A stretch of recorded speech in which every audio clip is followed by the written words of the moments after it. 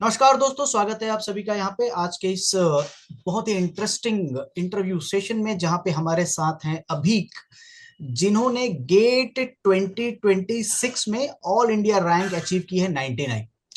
देखिए, ये एक लगातार निरंतर मेहनत का नतीजा है कि 2,11,000 स्टूडेंट में जो रैंक आई है अभी की, दैट इज 99। कंसिस्टेंसी पे एवरीथिंग इन दिस केस। और इन्हीं इन्हीं के जर्नी के बारे में आज हम जानेंगे अभीक से कि कैसी रही, कैसे इन्होंने इसको अचीव किया और क्या क्या इन्होंने इसकी प्रिपरेशन की। Welcome Abhik to this session. Thank you so much, sir. Thank you for inviting me to this interview. Okay. Very glad. हाँ, सो अभीक, आप कौन से बैच से थे और आपने पीडब्ल्यू में कौन सा बैच ज्वाइन किया था, उसके बारे में बताइए। सर मैंने सुपर 1500 और पीडब्ल्यू टेस्ट सीरीज ज्वाइन किया था। अच्छा अच्छा। सो 1500 वो बैच है जिसमें हम डिस्कस करते हैं क्वेश्चन। 1500 चैलेंजिंग क्वेश्चन हम कह सकते हैं, डिस्कस करते हैं। तो आपको लगा चैलेंजिंग प्रॉब्लम कि आपके लिए प्रॉब्लम सिंपल थे? सर चैलेंजिंग तो थे, कुछ क्वेश्चन तो डेफिनेटली चैलेंजिंग थे। और एक्चुअली मेरा मेन मोटिव वो बैच ज्वाइन करने का यही था कि मुझे एक ऐसा कोर्स चाहिए था जहाँ पे मुझे हर टाइप के क्वेश्चन प्रैक्टिस करने को मिले, क्योंकि मैंने पीवाईक्यू तो किए थे, बट आई वाज अच्छा looking for something where I can practice different type of questions on all topics. और सुपर 1500 में मुझे वो मिला कि all the concepts were revised through the questions and almost सारे अच्छा। के सारे टॉपिक्स कवर हुए थे। तो it was a good good experience for me. Great. चलिए, मुझे ये बताइए, आपने कहा आपने पीवाईक्यू सारे सॉल्व किए थे, तो ये आपका फर्स्ट ईयर नहीं था प्रिपरेशन का, कि आपने मतलब आपने कब शुरुआत की थी अपने प्रिपरेशन की?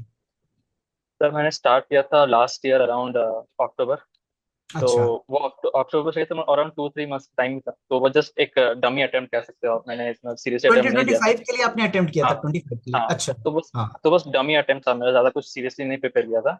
उस ठीक। टाइम पे मैंने जस्ट जॉब लीव किया था। और वहाँ पे मेरे को रैंक आई थी, अराउंड 3000 में रैंक आया था मेरे को। उसके अच्छा बाद मैंने फुल 1 ईयर लिया अभी, मतलब अराउंड फ्रॉम February 26 टू लेके, सॉरी February 25 से लेके अभी February 26 तक मैंने प्रिपेयर किया पूरा। और अभी मेरे को रैंक था। अच्छा। तो आपने सिलेबस कब कंप्लीट किया था अपना? मैंने कंप्लीट किया था अराउंड अक्टूबर मिड में। अक्टूबर मिड तक आपके syllabus October complete? September and तक भी ऑलमोस्ट हो ही गया था, मतलब छोटे छोटे मोटे एक दो टॉपिक्स जो कि देखने से दोबारा वो अक्टूबर मिड तक कह सकते हैं कि पूरा हो गया था। अच्छा, मुझे ये बताइए कि आपने क्या 100% कवरेज किया था? क्योंकि देखिए, मेरा ये मानना है कि आप किसी भी एग्जाम में 100% प्रिपेयर करना इट्स इम्पॉसिबल। हाँ, यस। आप नहीं, बताइए कि क्या आपने 100% सिलेबस कवर किया था? जितना मतलब सिलेबस में दिया था नॉर्मली मैंने कवर तो किया था, लेकिन ऑब्वियसली कुछ टॉपिक्स रहते हैं जो कि आपको क्वेश्चन के थ्रू पता चलते हैं, है ना। तो राइट। मैं वही पीवाईक्यूज करा, तो मुझे कुछ नए नए टॉपिक्स के बारे में पता चला, उनके बारे में थोड़ा सा मैंने पढ़ा। तो लाइक देयर मेरे कुछ कुछ टॉपिक्स कवर हुए, ऑब्वियसली कुछ टॉपिक्स छूटे होंगे, राइट। अच्छा। बट करेंटली जो केटी एग्जाम हुआ था उसमें ऐसा कोई टॉपिक नहीं था जो कि क्या बोलते हैं कि मतलब कि नया नया कुछ आया हो, कुछ है ना? नया कोई कुछ था। नया नया नया कॉन्सेप्ट पूछ लिया हो, है ना? वैसा तो कुछ नहीं। ये हम हमेशा अपने मतलब जब हम गाइड करते हैं बच्चों को, ये बोलते हैं कि भाई आप जो है पीवाईक्यू को ही फॉलो कीजिए। बहुत ही कम चांसेस है या रेयर चांसेस है कि आपके जो टॉपिक, जो क्वेश्चन आए वो ऑफ द टॉपिक आ जाए या कुछ नए कॉन्सेप्ट से आ जाए। तो पीवाईक्यू इज द की। तो ये बात सच है, PYQ is the key. PYQ इस तक ही सकती, किसी को ज्यादा से ज्यादा एक या दो क्वेश्चन हो सकते हैं मैक्सिमम। जो बाहर से थोड़ा सा, जैसे कि 2025 के सेट टू में एक दो क्वेश्चन थे जो कि बाहर से थे, लेकिन और other than that you can like 90% 95% of the questions will be from PYQ. So आपने पीवाईक्यू किया है तो आपका बहुत अच्छे से हो जाएगा।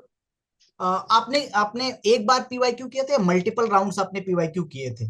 मैंने इस बार तो मैंने आई थिंक जब मैं प्रिपेयर कर रहा था तब साथ साथ में पीवाईक्यूज कर रहा था, उसके बाद भी मैंने आई थिंक अराउंड 2 टाइम्स किए हैं। टू तो टाइम्स किए? हाँ, मतलब जो कि मैंने ऐसे नहीं किया, मैं एक्चुअली क्या कि स्टार्टिंग मैंने सारी पीवाईक्यूज किए। उस टाइम अच्छा पे मैंने मार्क कर लिए थे कि कौन से पीवाईक्यूज जो इंपॉर्टेंट है मेरे को दोबारा देखने चाहिए। तो अच्छा। उनको मैंने 2 बार किया, तो मे बी लाइक में 4 मार्क कर दिए थे अपने लिए। अच्छा। ये अंडरस्टैंडिंग आपने कैसे डेवलप की कि ये इंपॉर्टेंट हो सकता है? जो जिस क्वेश्चन में थोड़ा डिफिकल्टी होगा सॉल्व करने, जिसमें मैं फर्स्ट अटेम्प्ट पे नहीं कर पाया शायद, मुझे कहीं पे थोड़ा सा अच्छा। कॉन्सेप्ट देखना पड़ा या फिर मुझे सोल्यूशन देखना था। उन क्वेश्चंस को मैंने 4 मार्क किया, और जो क्वेश्चन को सच में अच्छे लगे कि हाँ ये क्वेश्चन थोड़ा अच्छा था, या इसमें थोड़ा सा मेरे को टाइम लगा सॉल्व करने में ज़्यादा। अच्छा, तो आपने हाँ। 2 बार जो है ये पीवाईक्यूज आपने जो जो हाँ। आपको जिसमें आप अटके थे उसमें आप मार्कडाउन कर। हाँ। अच्छा अच्छा, तो ये हो गई पीवाईक्यू के आपकी जर्नी। एक बहुत बड़ा डिसीजन लिया था आपने अपने जॉब को लीव करने का। तो ये थोड़ा रिस्की लगा था आपको इनिशियली? आप कौन, क्योंकि बच्चे पूछते हैं सर जॉब लीव करके प्रिपरेशन करना चाहता हूँ, और मैं यही कहता हूँ कि आप कितने कॉन्फिडेंट हैं इस चीज के लिए कि आप जो है अच्छा कर पाएंगे ना? तो आपका क्या परसेप्शन रहा और आपकी क्या थिंकिंग रही जॉब छोड़ते समय? तो बहुत ही इंपॉर्टेंट पॉइंट ये है कि क्या आपके parents ready to support you for that, क्योंकि आपको अपने पेरेंट्स से सपोर्ट तो चाहिए, आपको पेरेंट्स का आपका। तो मेरे पेरेंट्स काफी सपोर्टिव थे इस मामले में। उन्होंने कहा था कि fine, you can leave the job और प्रिपेयर कर सकते हो साथ। और साथ में कि यू शुड बिलीव कि हाँ मैं कर पाऊंगा। क्योंकि जी। 2025 का अटेम्प्ट भी मैंने किया था, तो मुझे लगा था कि हाँ मैं शायद अगर ड्रॉप लेता हूँ तो मैं अच्छा कर पाऊंगा अभी।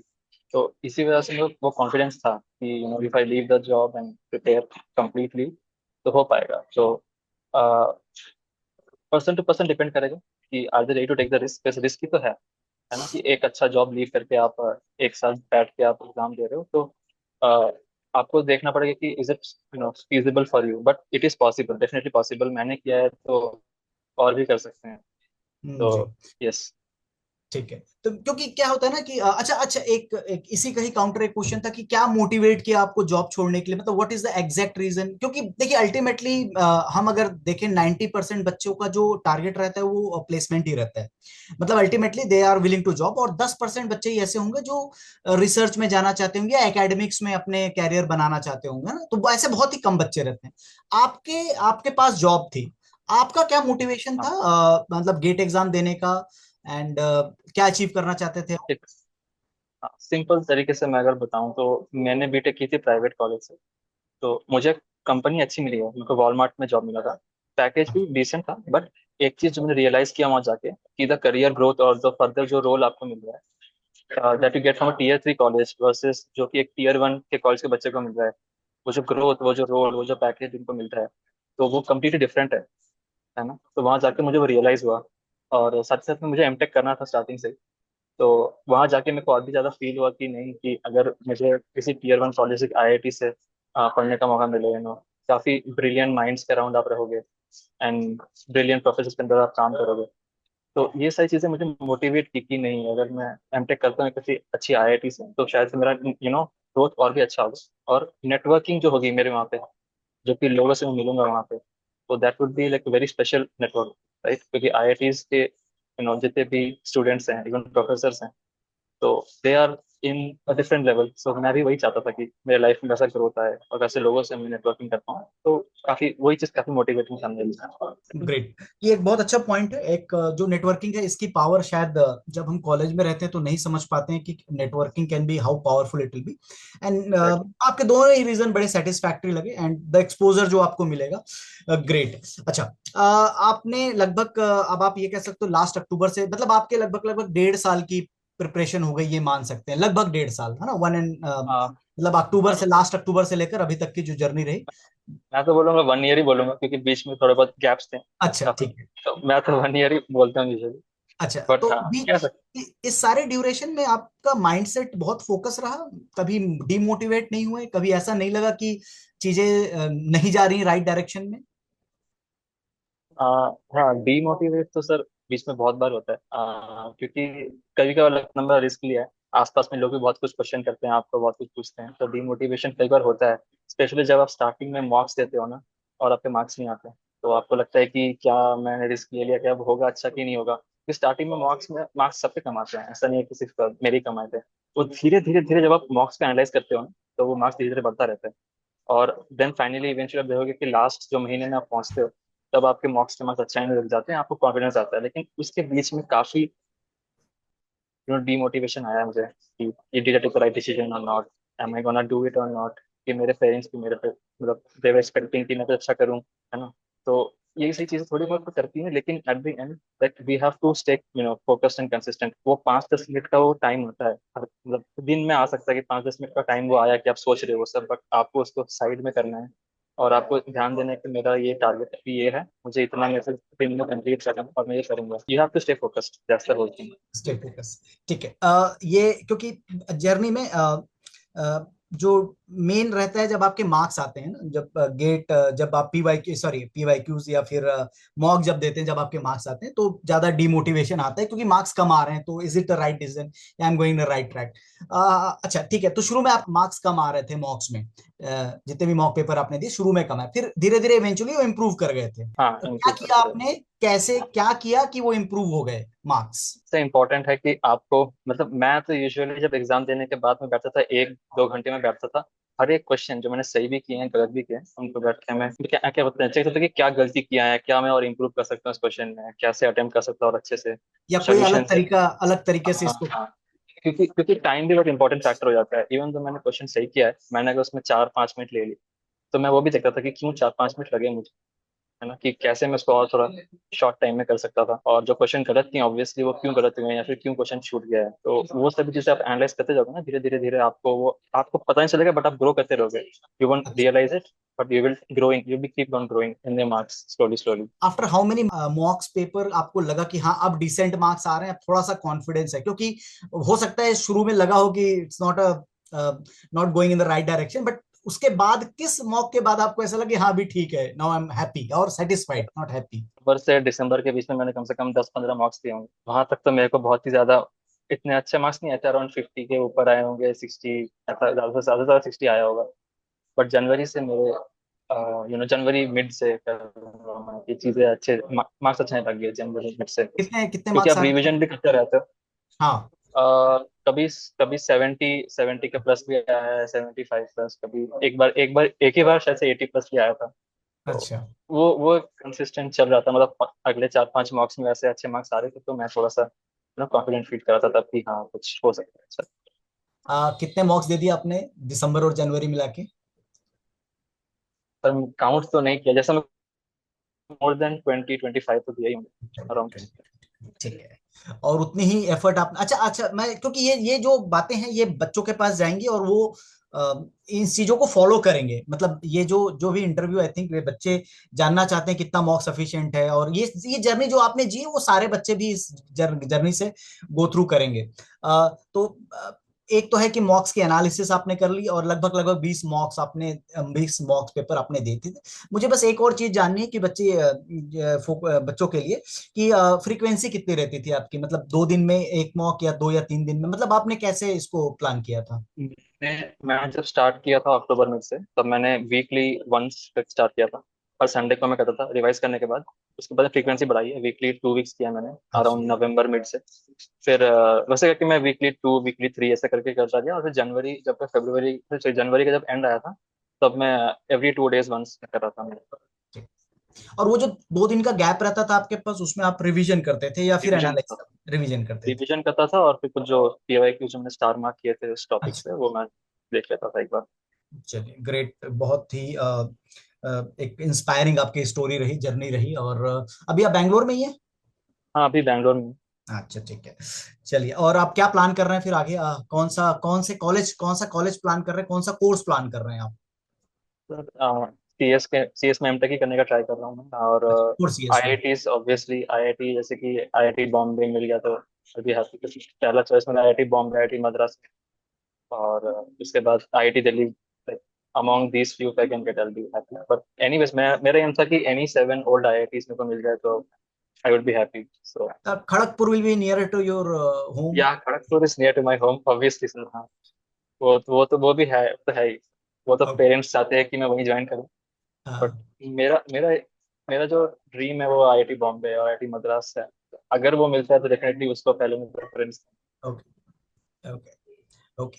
अच्छा, एक रिलैक्सेशन का कोई कोई शेड्यूल था आपका, anything that you do during this preparation time? आप रिलैक्स कैसे करते थे? मैं सर एक्चुअली एवरी डे, हर दिन मैं 2 घंटा मतलब ज्यादा था जिम जाता था। अच्छा, जिम तो जाते थे। वो एक ब्रेक रहता था मेरे पूरे दिन की, क्योंकि जब मैं जिम करता था फिर कुछ वर्कआउट करता था ना, तब मेरे माइंड में वो प्रिपरेशन बात नहीं चलती थी। तो वैसा एक टाइम आपको भी चाहिए कि थोड़ा सा आप ब्रेक लो प्रिपरेशन से, एक दो घंटा ही सही अपनी फिजिकल फिटनेस में फोकस करोगे तो माइंड में भी ऑटोमेटिकली आपका जो है फ्रेश चलता रहेगा। तो आई फील कि करना चाहिए किसी को, या तो एटलीस्ट आप वॉकिंग के लिए जाओ, रनिंग के लिए जाओ, कुछ तो फिजिकल एक्टिविटी करोगे तो ऑटोमेटिकली माइंड फ्रेश रहता है। क्योंकि यूजुअली किसी दिन मैंने अगर फिजिकल वर्कआउट कुछ नहीं किया है मैंने, तो वो दिन ऑटोमेटिकली मेरे को थोड़ा सा तो मेरे को मतलब मेंटली ट्रेनिंग करता था, क्योंकि घर में बैठे बैठे ना आप थोड़ा सा मेंटली ड्रेन हो जाते हो। तो एक बार घर के बाहर जाओगे थोड़े टाइम को तो यू फील बेटर। ये एक बहुत अच्छा मतलब एक हैबिट है, और मैं ये भी मानता हूँ कि फिजिकल एक्टिविटी से आपके जो एक एक रूटीन सा जो जब पढ़ते समय एग्जॉस्टिंग हो जाता है, थोड़ा सा ब्रेन ब्रेन ड्रेन भी हो जाता है, तो आई थिंक उसको रिकवरी में भी आपका ये जो फिजिकल एक्टिविटी वो हेल्प करता है। तो ये आपके रूटीन थे। एनी कोई हॉबी आपकी, specific hobby, any hobby? Hobby तो ऐसा कुछ था नहीं, सच बताऊं तो मैं तो पूरा पूरा फोकस था तो मतलब केवल ये केवल बुक्स, बुक वर्म ही बन के रह गए, मतलब केवल? Book worm. मैं एक्चुअली बुक वर्म हूँ नहीं बिल्कुल भी, तो मुझे अच्छा। वो हैबिट लाना पड़ा अपने ऊपर, वो काफी डिफिकल्ट था। क्योंकि मेरे को बहुत हैबिट है कि मेरे को मतलब घूमना बहुत पसंद है और ट्रैवल करना पसंद है, मेरे को अलग अलग जगह में जाना, कैफेज में जाना, हाँ अलग अलग एक्सप्लोर करने का बड़ा होता था। तो वो मेरे को हैबिट हो गया था पिछले 2.5 years में। तो उस अच्छा, हैबिट से बाहर आना, फिर मैंने अपने आप को पूरी तरह से मतलब फोकस कर लिया था कि नहीं अब करना है, क्योंकि रिस्क लिया था बहुत अपने बड़ा। अपने अपना पूरा जो है मेंटल, मतलब आपने हाँ रीवायरिंग की ब्रेन को, है ना? इस तरह हाँ से काम पूरा। कर। अच्छा, एज अ स्टूडेंट पहले कैसे थे आप, मतलब कॉलेज में, स्कूल में कैसे स्टूडेंट थे आप? डिसेंट स्टूडेंट था, मतलब ऐसा नहीं कि मेरा था, मतलब था। एंड कॉलेज में तो मैंने काफी मजे भी किए हैं एंड इवन पढ़ाई भी की है जब जरूरत पड़ी है। बट ऐसा नहीं था कि मैं बुक तो बिल्कुल भी नहीं था सर, क्योंकि मैं तो काफी बंक भी मारा है मैंने क्लासेस, काफी एंजॉय भी किया है दोस्तों के साथ, काफी मतलब टीचर के साथ भी बहुत अच्छा रिलेशन था मेरा, तो सबके साथ मतलब it was a fun journey in my college for me, and marks भी मेरे अच्छे आ गए थे। तो या मतलब ऐसा नहीं कि बुककम था, अब बुककम तो अभी मुझे बनना पड़ा गेट के लिए, यू हैव टू बी, क्योंकि टाइम इतना स्ट्रिक्ट रहता है वहाँ पे कि you can not miss single day, क्योंकि अगर आपको और हर एक दिन का वैल्यू रहता है वहाँ पे कि जब भी आप कितना भी टाइम स्क्वीज कर पाओगे आपके लिए बेनिफिट रहेगा।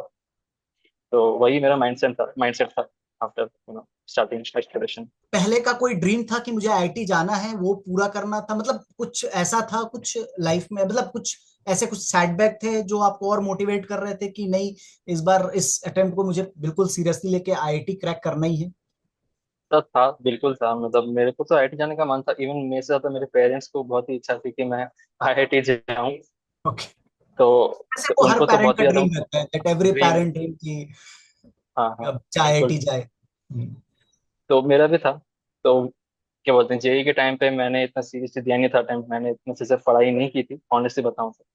और after joining my job only मुझे थोड़ा सा बहुत काफी रियलाइज हुआ कि नहीं मतलब अगर मैं आईआईटी जाता, अगर मैं एफर्ट डालता उस टाइम पे आईआईटी जाता तो मे बी मेरा लाइफ थोड़ा सा डिफरेंट तो होता, लेकिन now I have a second chance to get, तो दैट सेकंड चांस का मैंने फायदा लिया अभी। तो आई अब तो I hope I can go to an IIT and Yes, now your dream is a dream. Yeah, you can say dream is now successful. Any last advice जो आप बच्चों को देना चाहेंगे जो लगातार मेहनत कर रहे हैं? खैर, मैं आपसे एक जो क्वेरी थी वो तो मैं आपसे नहीं पूछ पाऊंगा, क्योंकि बच्चे की मोस्ट ऑफ द क्वेरी ये रहती है कि भाई कॉलेज के साथ कैसे मैनेज करें। लेकिन फिर भी चैलेंजेस आपको भी आए होंगे, क्योंकि मुझे ऐसा लगता है कि ये जो जर्नी है ये मेंटली ज्यादा चैलेंजिंग रहती है। फिजिकल तो रहते ही है, लेकिन मेंटली ज्यादा चैलेंजिंग रहती है, क्योंकि आप अपने सोच, आपके जो थिंकिंग है ना, वो कई बार आपको ज्यादा चैलेंज देती है रादर देन आपके एफर्ट्स, जो आप एफर्ट लगा रहे हैं। तो एक डाउटफुलनेस रहता है। तो any suggestion that you want to give, क्या माइंडसेट रहना चाहिए जो गेट एस्पिरेंट्स हैं जो टारगेट कर रहे हैं 2027 को? माइंडसेट तो ये मतलब you have to keep motivating yourself, आपको कहीं और मोटिवेशन ढूंढना नहीं चाहिए।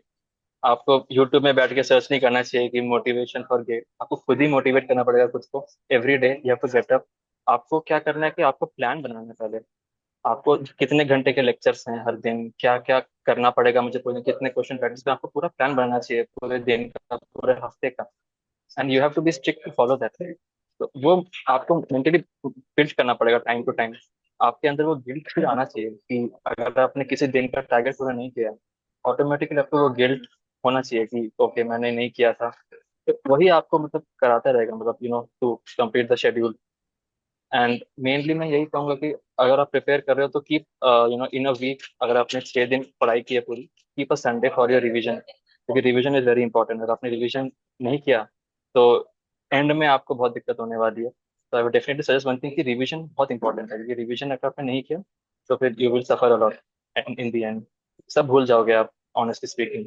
तो ये एक इंपॉर्टेंट पार्ट है, रिवीजन करना है। और फिर साथ साथ में जब आपने कोई टॉपिक कवर कर लिया, चैप्टर हो गया किसी सब्जेक्ट का, आपको पीवाईक्यूज लगा लेने तुरंत। आपको वेट नहीं करना है कि मैं अच्छे टाइम पे जाके पीवाईक्यू करूंगा, क्योंकि वो अच्छा टाइम नहीं आता है, राइट।